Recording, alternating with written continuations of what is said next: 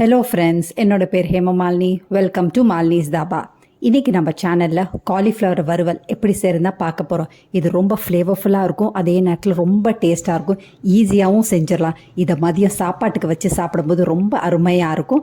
Try பண்ணி பாருங்கள். நான் சொல்கிற அளவுகளோ மாதிரி நீங்கள் செஞ்சிங்கன்னா கண்டிப்பாக ரொம்ப நல்லா வரும். குழந்தைகளும் விரும்பி சாப்பிடுவாங்க.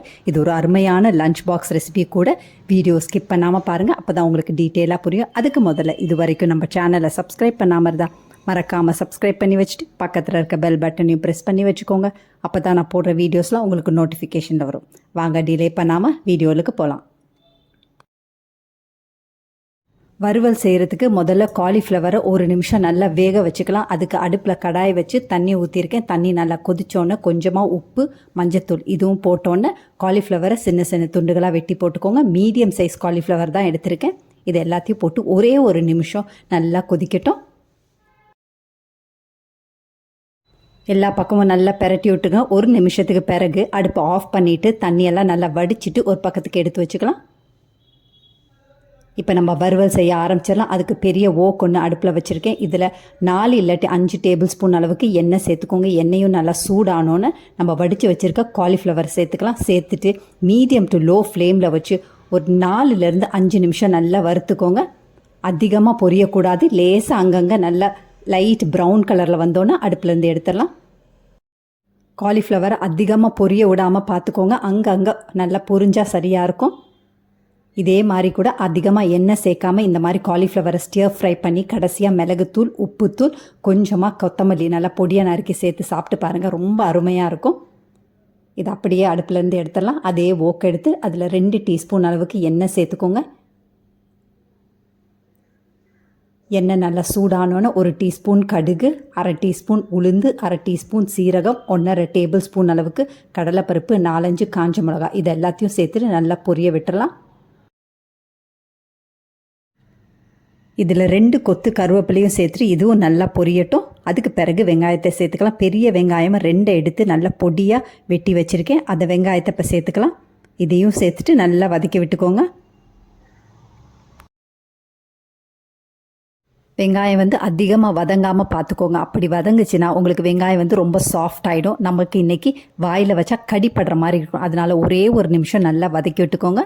இந்த அளவுக்கு வதங்கின பிறகு நம்ம காலிஃப்ளவரை சேர்த்துக்கலாம். காலிஃப்ளவரையும் சேர்த்துட்டு நல்லா வதக்கி விட்டுக்கோங்க. ஒரு 2-3 நிமிஷம் காலிஃப்ளவர் நல்லா வதங்கட்டும். அதுக்குள்ளே இதுக்கு ஒரு மசாலா ஒன்று ரெடி பண்ணிக்கலாம்.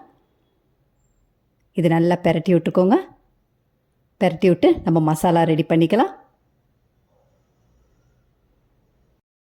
சின்ன மிக்சி ஜார் எடுத்துக்கோங்க. 5 பல் பூண்டு சேர்த்துக்கோங்க. 1.5 டீஸ்பூன் அளவுக்கு மிளகாய்த்தூள், 1 டீஸ்பூன் மல்லித்தூள், 3/4 டீஸ்பூன் சீரகத்தூள் சேர்த்துக்கோங்க. 3/4 டேபிள் ஸ்பூன் அளவுக்கு வெள்ளை எள்ளு சேர்த்துக்கோங்க. எல்லாத்தையும் சேர்த்துட்டு நல்லா கொரப்பாக அரைச்சி வச்சுக்கலாம்.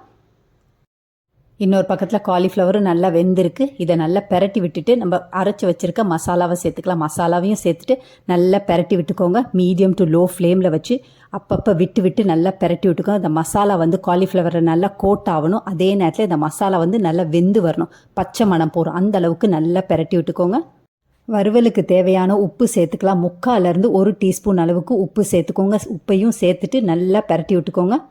2-3 நிமிஷம் அப்பப்போ விட்டு நல்லா பெரட்டி விட்டுக்கோங்க. இந்த அளவுக்கு நல்லா பெரட்டி விட்டுக்கோங்க. உங்களுக்கு பார்த்தாவே தெரியும், நல்லா ரோஸ்ட் மாதிரி வரும். அந்த அளவுக்கு வந்தோடனே நம்ம அடுப்பை ஆஃப் பண்ணிடலாம். பாருங்கள், மசாலாலாம் நல்லா கோட் ஆகிருக்கு, பச்சை மணமும் நல்லா போயிருக்கு. இந்த அளவுக்கு வந்த பிறகு நம்ம அடுப்பை ஆஃப் பண்ணிடலாம். அடுப்பை ஆஃப் பண்ணிவிட்டு கை நிறைய பொடியாக நறுக்குன கொத்தமல்லியை சேர்த்துக்கோங்க.